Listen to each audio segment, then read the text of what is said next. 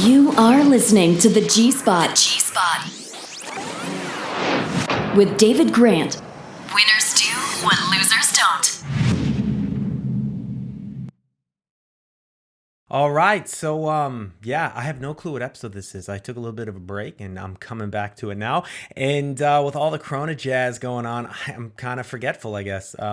So why don't we go ahead and just start this one, and by next week, I'll know what episode we were on. However, this is kind of a crazy time, right? I'm coming from the States, but I'm coming from you in Germany right now. I'm in Stuttgart, and we are one of the worst countries, technically, with the most cases. The States just passed us the other day, but the States is also massive. It's I would assume if we added Italy, Spain, and Germany together, that would probably be similar to the size of the States. I'm no geographical major here, but if you added those numbers together, it would be much, much, much higher than America. So the States is massive, so I think it's going to get pretty ugly there in a little while.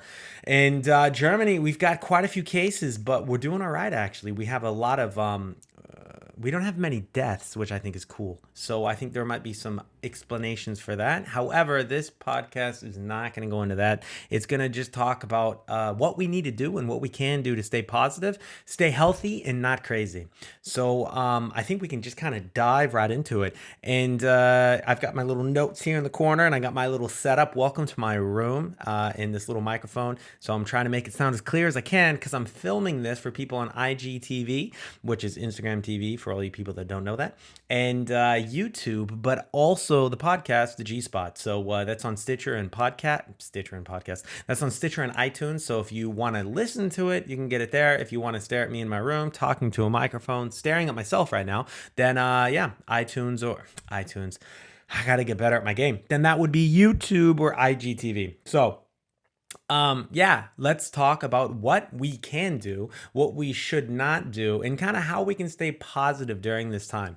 Because while it's a little bit weird to be locked at home, there are some common sense things that we can apply, such as this social distancing thing and the scare of the corona. Well, number one, again, coming from Germany, seeing a lot of these videos that are coming out of Italy and listening to a lot of the doctors, I think one of the main things we need to understand is again and again and again, the doctors are saying 9 out of 10 people will be okay. It is the 10th out of the 10th that is going to probably have some difficulties, not due to the coronavirus itself, but due to the complications. So usually it's pneumonia. Now, if you look in Italy, the reason that they're choosing who lives and who dies, I don't know if you guys have heard that on the news. It's a bit dramatic, but actually it is kind of true. And that is because they don't have enough ventilators. So when people are having the effects of pneumonia, and actually Italy is the second oldest population in the world. I had no clue about that.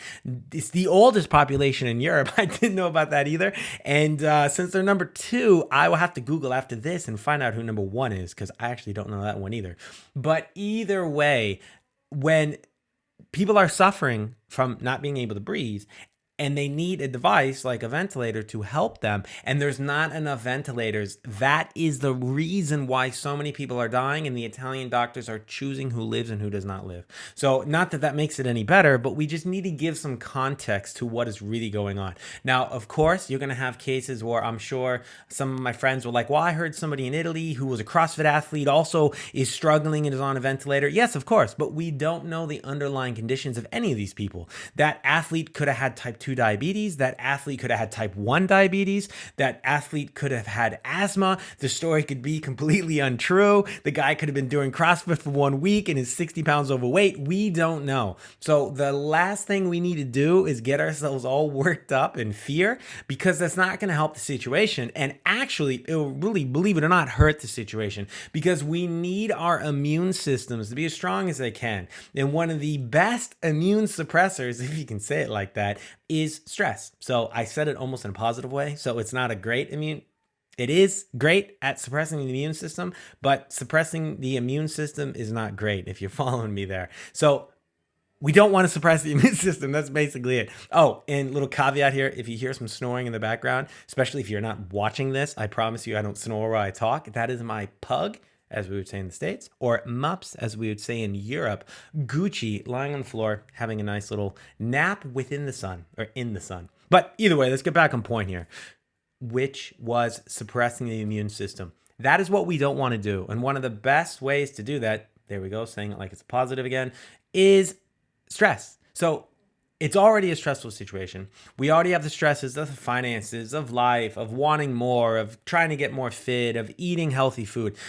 We don't need to put something on top that we are not in control over. So that is why I wanted to give the context to this idea of really what's going on in Italy, and where we lie within these in this situation. So if you are struggling from type 1 or type 2 diabetes, you have a weakened immune system, maybe from recovering from an early bout of cancer. This was some people I know. So in that case, it's a bit unfair for them. However, they need to just be more careful, because when this attacks their immune system, things could get dangerous. So these are the people, especially the ones that, like I said, are coming back from some type of cancer or something where they necessarily did not inflict this upon themselves. This is where we need to really watch out for them and try to do what we can to not spread the virus even more, just out of trying to help our neighbors. Now, I don't want to say I don't care about the people with type 2 diabetes and the people that are overweight. However, I think this is also an interesting time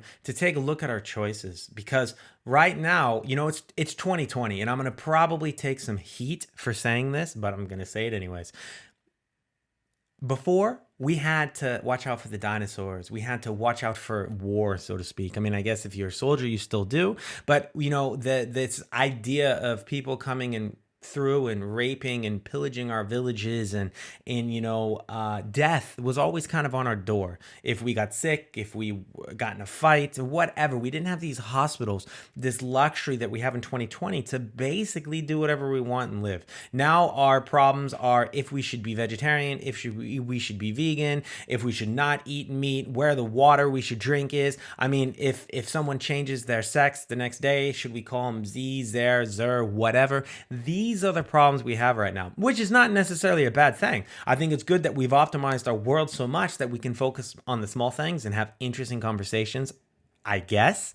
However, the thing is we've never really had anything like an apocalypse of zombies coming that have really, really kind of pressed, or how would I say it, have tested us. And right now this is kind of interesting, because we kind of do have something.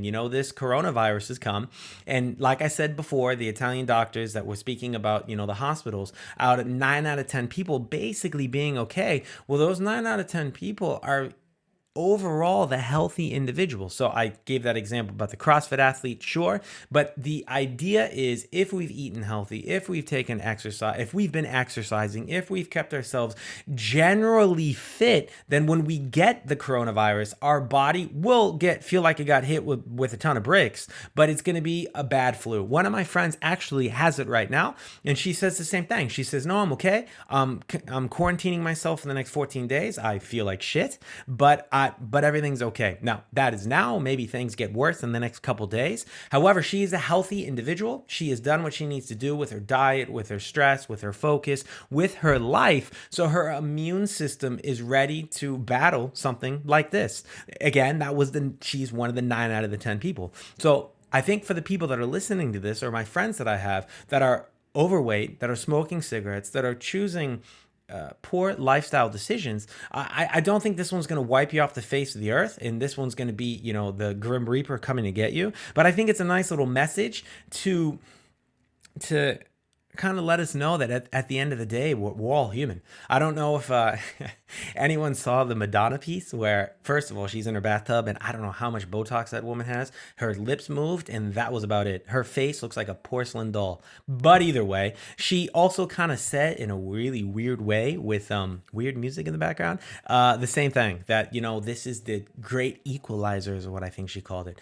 Okay, that's also one way to look at it, that it's going to equalize all of us because Tom Hanks gets it and nobody cares about how great of a movie star he is. And, the coronavirus doesn't have favorites. Yeah, I get it. Okay, sure, true. However, what we can do is we can learn from this. Now, as we're all quarantined inside and we can't really get outside, what we can understand is that, we can try to be the 9 out of 10 people. We can try to, make healthier decisions, not smoke the cigarettes, eat healthier food, and do what we need to do. So when something does compromise our immune system, we're okay.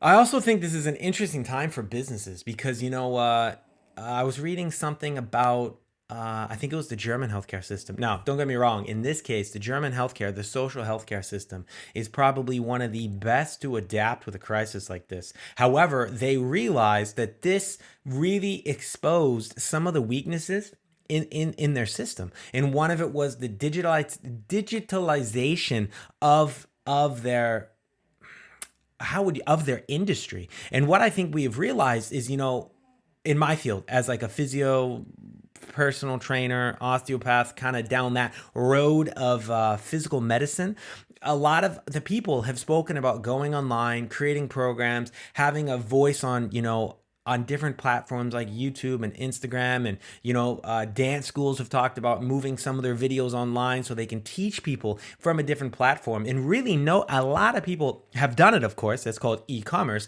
but a lot of people have not. And I think this has been very interesting for many companies. I would love to see how Mercedes and Porsche and BMW, we say in German, are dealing with this, because there's a lot of laws that inhibit them from this digital transformation, as people like to call it, and also moving forward. But this has been a great reminder for everybody, because a lot of us are at home, a lot of us are doing nothing. The people that are independent contractors that don't have that monthly salary coming are freaking out a little bit. And I think that's unfortunate that we're a little bit worried how we're going to pay our bills and where the money's coming from. But at the same time, I think we can use this as a positive thing and look towards what we can do to optimize on the situation. Is weird as that sounds. So obviously not optimizing on sick people, but optimize on what's going on. So I mean, we're home. I'm here. I'm able to do my podcast, but through my podcast, I've got an online social media following, and through that, I've got digital products that people can buy, and I can use this to promote my digital product. So I think there is a lot that we can do as an organization, as companies, as employees, as managers, as whatever, to say, okay, look at this situation we're in right now. What can we learn from this? If you're an employee right now, it could also be great for you, because your company might realize that this idea that you got to sit behind a desk for 8 hours a goddamn day might not make any sense. You might realize that when you go home, you're able to work almost half the time, because I guarantee you're going to be getting up from your desk and playing with your kids or petting your dog or going on a walk, but still be more productive. If you're more productive in that smaller amount of time, you're going to get more done, your company is going to be more successful, and everyone's going to be more happy. So I think this is actually, at the end of the day, will be a very interesting step forward for many companies and kind of our society as a whole, because it's really forced a lot of us to take a look at our job, take a look at our life, take a look at what we're doing, and kind of reassess how we can optimize this in better ways. I think I heard China has a massive divorce rate going on right now because everybody was quarantined together and they realized they can't stand each other, or at least they don't love each other like they thought they did. Great, that's also awesome. You live one time, so we should not be spending it with people that we don't want to spend it with. I mean, I think it's as simple as that. So I think it's a bit hard that the coronavirus sends you home and then you realize you don't love your loved one anymore. But the thing is what I tell everybody is we live one time and we don't really get another shot for all we know. So we really shouldn't be wasting our time with something that doesn't work. If I give you a dinner that sucks, you're not going to continue to eat that dinner every single time. You might finish it because you understand that's important to not waste the food and it's an experience in its own. But after that meal is done, it's over. And you're probably going to have something sweet on top just to make you forget about it. So we kind of should do the same thing with our people we hang out with and the people that we live with. So I think, as Madonna said in her porcelain Botox face bathtub scene, if you will, that this is the great equalizer. Yeah, okay, I guess we could say that. But it's also, I think, just calming the world down to help us think about what we are doing if we're really happy and what we can do to really optimize that situation. And I think the last thing I'll leave you with is one of the pieces from actually from the Unbreakable Body, the online program, the membership, where I go into some of the mental stuff. So by no means am I trying to be one of the YouTube mental coaches. However, for me, suffering from the depression, suffering from ADHD, and kind of just being told my brain is broken, now being completely happy, not on any medication, and using a lot of these tricks throughout the day and throughout my life to help me move forward and always optimize myself. I think they're important to share. So what I like to talk about is the 80-20 law. And I always forget that dude's name. He was an Italian economist, right? What is it? Pagninian? Pani? I always forget that dude's name. And no matter how many times I look at it, I can never remember it. However, that's not the point. The point is the 80-20 law and behind it and what that means. I'm sorry. So there's an interesting YouTube video that if you look at taking paper clips and connecting each paper clip to itself, by the time you've connected the pile of paper clips and then you lay them all out, you usually have two lines of paper clips that are longer than all the others. Because as you clip one paper clip to the other, what do you think happens? That paperclip chain, if you will, line is the wrong term here, that chain gets longer, and the chances of you picking up that chain again to put another paperclip on it become higher. So if we know that the 80-20 law basically goes throughout the world, and you can Google this, is pretty interesting facts. It's like, what is it? 80% of the traffic is on 20% of the streets. 80% of the population is in 20% of the world. 80% of the bridges are in 20% of the countries. I forget how it all goes, but it can literally, you can really apply the 80-20, funny enough, in both directions to almost everything in the world. So with that being said, I'm going to go into a little story about my ex-girlfriend's kid and how life is not fair, but we're always taught it's fair. And if we start realizing that it's not, how we can optimize our lives to make more sense because we're following the template that the universe wants us to follow, is woo-woo as that sounds. And what does it have to do with the corona and all that jazz? Well, a lot, because you're going to be at home. You're going to have lots of time to think. You're going to be doing a bunch of things that you probably always wanted to get done. That to-do list, that checklist that never gets touched. Well, now it's time to crush that fucking thing. So while you do it, I want you to think of the things that you're going through, the pieces of the life that you're trying to optimize, and have this template, if you will, run this narrative through it and see if it makes more sense. And you can also run some previous past experiences from it, look at it through this light, if you will, and maybe it will make sense why it didn't make sense before and why maybe it makes sense now. Okay, so let's get started here. So Amy was my ex-girlfriend's daughter's name, came to me one day and she said she had a test. No, sorry. We're going to back up even more. She was forgetting to do some of her homework and was never ready for tests. So in the States, we kind of have a cool system where when you're like 10 years old and you have your homework, you write the homework assignments down, and then before you leave class, the teacher has to sign her initials to where you wrote everything down. You go home, you show it to your parents sign their initials so that you showed them the exercises and the homework that you have. So everybody's on the same page. And it's not the kid's responsibility at 10 years old to organize everything. So that didn't really happen in this school and where we were in Germany. So I suggested that she started. So I said, all right, Amy, what I want you to do so you don't keep forgetting these things is every single time you write your homework down, I want you to go to the teacher and have her sign her initials. Me being 38 years old, didn't really think much of it. Next thing you know, it was a water show. Fucking tears are flying everywhere. And I didn't really understand why. And she said, oh my God, it's going to be so embarrassing. None of the other kids have to do this. And this is horrible. And I said, yeah, but that's why the other kids are also failing and you won't in the future. Don't know if that's what you should say to a kid, but either way, that's what I said. And she kind of dried up her tears and she went ahead and did it. So every single evening, her mom would check her notebook and make sure the signatures were there. And about a week and a half later, I checked in with Amy and I asked her how it was going. And she said, yeah, it wasn't as bad as she thought. She thought it was pretty cool. And I said, okay, and what's up with the teachers? Oh, yeah, it's actually pretty interesting. They always say hi to me now.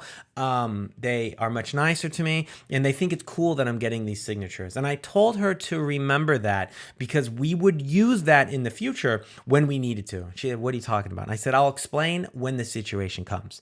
So to me and you, we can understand that Amy is building a rapport with her teachers that the other students are not, by always getting that signature, by always kind of popping up and saying hi with a nice little smile, showing that she's taking initiative and that she cares and always makes a call to action to get better, is definitely gonna rub those teachers in a right way. And if they're human, if not, then okay, you can't guarantee everything.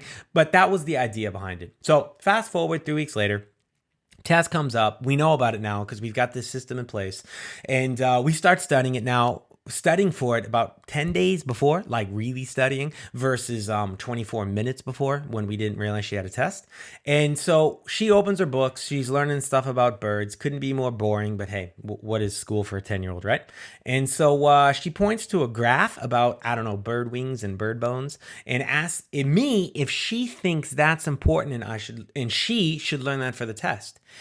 And then I put my hand on her shoulder like the wise man that I am, and I said, hey, Amy, remember what I told you about always getting those signatures from your teachers and building that rapport? And she said, yeah. And I was like, all right, well, what about this teacher? You've been doing it with her, obviously, because you've done it with all of your teachers. What's the story behind this one, her biology teacher? And she said, oh, yeah, she's really nice. And every single time she sees me in the hallway, she always says hi to me. And I said, oh, did she do that before you started meeting her every single day and asking for a signature? She said, no, she would just kind of walk by. And I said, okay. So then insert definition of rapport building. And Amy started understanding, oh, yeah, okay, that's really cool. The teacher knows me a little bit more now than she does the rest of the kids. So then I said, all right, perfect. So now what I want you to do is I want you to go to her tomorrow and ask her, hey, listen, Frau blah, blah, blah. Frau was Mrs. So Frau Heinsteller, I don't know, whatever her name was. Just make it very German there for the viewers. I want you to ask her if this is going to be on the test. Or, well, no, sorry, I didn't say that. If it is important that you learn this right there, and then I told her to kind of point to that area, and she looked at me and she said, yeah, but why? And I said, yeah, because she's human, she will either say, yeah, you know what, and you should focus really there, because that's going to be on the test, or she will say, yeah, you know what, it's good to learn that, but you should look at, and then she turns to a different section and points to what is really going to be on the test. And Amy's eyes kind of exploded and looked at me and said, what? How the fuck's that possible? Obviously, a 10-year-old didn't say it like that, but she said, I don't get it. That's not fair. Boom. The fair word. And that is when I went into explaining her the 80-20 law. And I said, listen, we learn in school, we learn in insert educational institution that life is fair, but it's not. And we know this from the paperclip experiment, the Paganinian's law, I think his name is. You know, the 80-20 is basically throughout the world. And seriously, you can Google it and recognize or see or learn how it really just goes across everything. And so if the universe wants everything to be 80-20 and we force it back to 50-50, what's going to happen?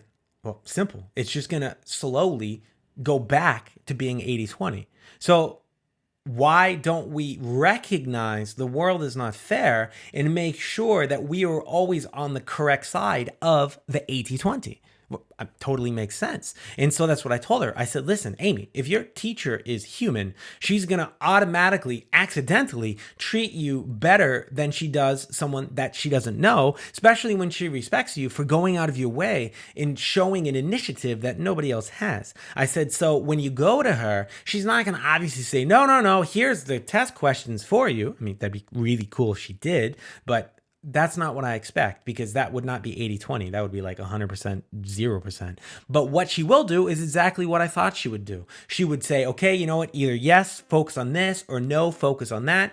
And Amy was kind of said, okay, well, you know, I gave her all the examples of the 80-20 law. She was pretty shocked by it. And then I said, so life is not fair. So let's not pretend it is. Let's set things in order and do things to where we always fall on the right side, the correct side, understanding how the world really works. That is what you, and speaking to her, have been doing for the past like 6, 7, 8 weeks. I forget how long it was. So long story short, well, it's 25 minutes already on the podcast, so it's not too short, but let's not make it like 10 hours.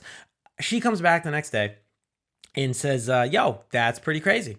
Yeah, It happened exactly like you said it. Okay, what happened? She said, well, I showed her the graph of the bird bones and wings and all that stuff. And she said, yeah, okay, that's cool. But flips a few pages over. She says, you should really focus on that because I think it's important about the bird and something, something, something. And basically just honed in through her speech exactly what Amy should focus on. Now, obviously, if Amy hadn't been doing her homework, hadn't been studying already, that little piece of information would not be enough. However, because she prepared herself, prepared her teacher, understood this 80-20 law, kind of. She didn't really realize she was doing it, but that's how I set the situation up for.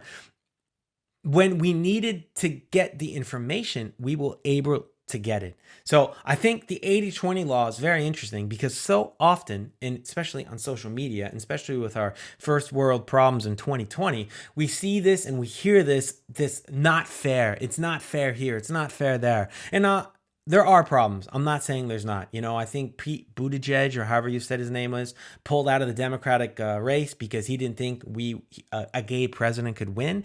That's obviously not cool. I don't know if fair would be the right word, but that's not cool. I think someone's, in my personal opinion, taste in sex, that sounds a bit strange, should not really be considered at all for presidency. I mean, that's just my opinion. However, things like that we can continue to move forward on in whatever direction forward would be. Maybe you totally disagree and your forward goes in a different direction. Either way, we can make progress, and I'll let you insert the definition for, in that sense, what progress is.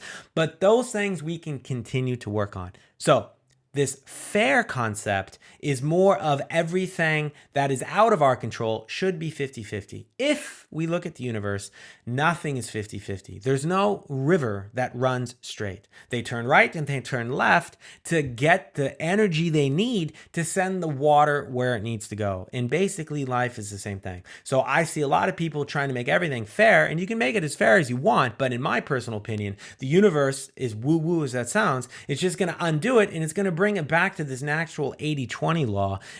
And what am I trying to say here? It's going to bring it back to basically the 80-20 principle. And if we know that principle is always basically going to be the default status, why don't we work with it instead of against it? So I think one of the things we can do while we're sitting at home and wondering what we can do with our time, well, there's a lot. You're home. You got your loved ones around. You either realize you don't love them as much as you thought you did. So then, in the future, you should make better decisions and spend your time more with people you want to be around.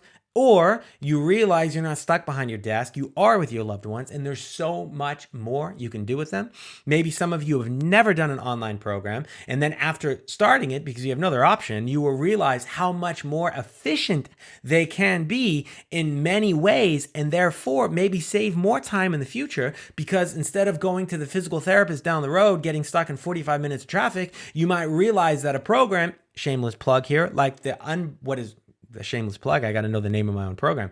The free one is what again? I always get so nervous when I stare at myself in the camera. Is the free 30-day unbreakable challenge. There we go. Which you can download on the link below or on my website. You might realize something like that actually fixes all of your problems, not just focusing on the shoulder problem or that knee pain or the hip pain you have from sitting too much, but the direct approach not only allows you to do it at home, allows you to work on everything, allows you to learn how to move better, and then you don't even have to get stuck in traffic, and you can pet your dog or play with your kid while you're doing it. Might make more sense than going to an appointment down the road. Maybe not. Maybe you realize, hey, you know what? That is nice, but I actually like going to my physio because it makes more sense. However, you wouldn't know the answer to that question until you've done both, and many of you would never have done one of them, meaning the digital program, if you weren't forced to. So I think there's so much positivity that we can take out of this time.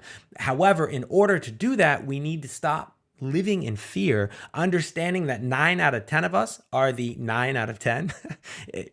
We're not the 10th. If you are the 10th, or you could be the 10th, use this as a time, as Madonna would say, as the great equalizer, to start making better decisions. Keep yourself safe, because I don't think this is the last time something like this is going to come around. So I think the smarter we live, the happier we are, the less stress we have, overall, the better we're going to live. I mean, I think that's fucking common sense, right? But maybe we needed something like the coronavirus to really kind of understand to learn exactly that. So I don't know. I think I'll wrap this one up around 30 minutes, and I think I'll probably do some more podcasts. Usually it's the first Thursday and the last Thursday of every single week.